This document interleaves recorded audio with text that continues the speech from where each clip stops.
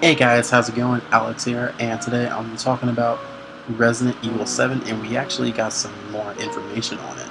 So, first off, I'm actually going to talk about is the whole VR thing with RE7.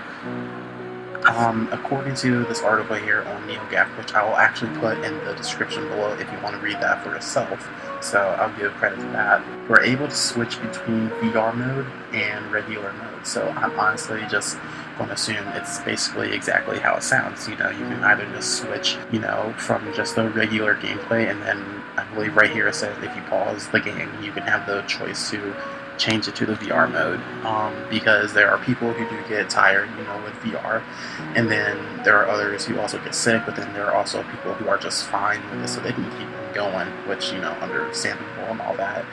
But yeah, there is an option for you people who just don't want to play the game all in 3D. Alright, next up, I'm going to show you guys some screenshots of Jack Baker, which is also known as the Family Man. The guy who's like, oh my god, that is my cell phone. I am so sorry. But yeah, right now I'm going to show you guys screenshots of Jack Baker, aka the Family Man, the guy that we seen in the trailer / in the demo. That the guy who catches you at the end, says, "Oh, welcome to the family, son." Yeah, that guy, whatever. We all know who he is.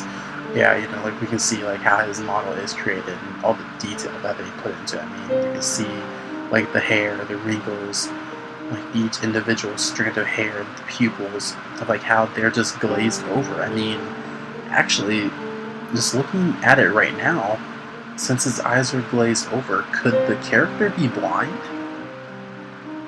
I mean, which honestly kind of could like make sense. I mean, if you guys remember back in the demo when, like after you watch the tape and you get the key and then you go back out, he walks right by in the doorway, and I'm honestly going to assume, he sees you there, or maybe just because like you got there and you stopped moving, he couldn't hear you. I mean, that's possible. I mean, it could be a blind antagonist, which uses, his senses just based on his hearing, which actually, yeah, that'd be pretty interesting, to use stealth mechanics to try and hide away from him.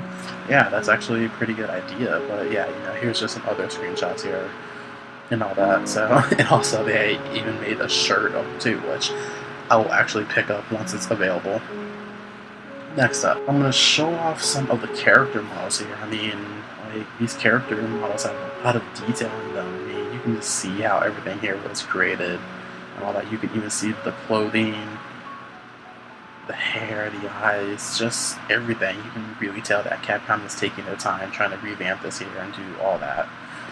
The characters here, and I believe some of them are from the demo. The female one, I'm not entirely too sure. The other one, the guy with the plugs / gauges in his ear, I'm going to assume that would be Clancy, the guy that we are playing as.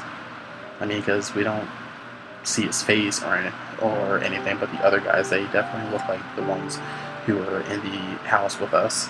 That also, spoiler alert, if you haven't played the demo, either skip this part in 3, 2, 1. Okay. The guys that died in the demo. So if you guys, haven't played it and you guys heard that, I gave a warning. So next up, one thing that everyone has been asking about: will there be zombies in the game? From what it seems, so yes. And I'm going to show off this screenshot right here, which obviously that looks like a zombie. And I'm also going to show some other disgusting things in this pot and this table. I mean, like, of course you can see the landscape here, but everything else is just really disgusting. I mean, like, I can't tell like what is in that pot. I mean, it kind of looks like a chicken leg and a turkey neck.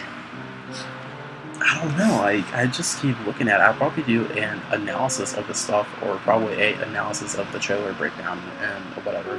See how that goes. Because I'm actually a huge Resident Evil fan. I don't have many videos up yet, but like I want to do a playthrough of all of the Resident Evils. But so. But yeah, you can see some models that they are creating of, obviously, is a zombie. So that's something new. Next up, I actually want to talk about is Resident Evil going back to its core roots.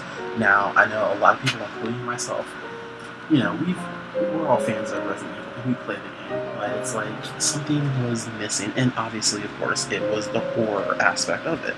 And it's really, really interesting because, like, you can see how they started to slowly go back to it with Revelations on the 3DS, which actually ported its way to the PS3, and then also Revelations 2, which actually was not that bad of a game. So I actually do recommend you play those games if you haven't. But, you know, with past games like RE5, which I like 5, don't care, do not judge me. The gameplay was fun, the story was alright, whatever. 6, I only like Leon's and Ada's. Other than that, it really didn't appeal to me.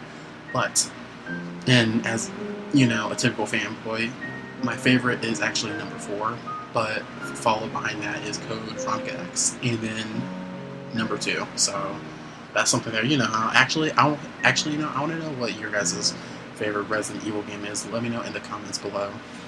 And basically, that's really all I have right here to talk about. There's more information, but I'm pretty sure you guys don't want to hear me talk on and on about this, so I'll let you read some more for it yourself. But that's just the general stuff I feel that people should want to look out for right now. So, as always, have a good weekend and have a good week, or whichever day I decide to upload this, and I'll probably have some more Resident Evil news for you guys soon. Talk to you later.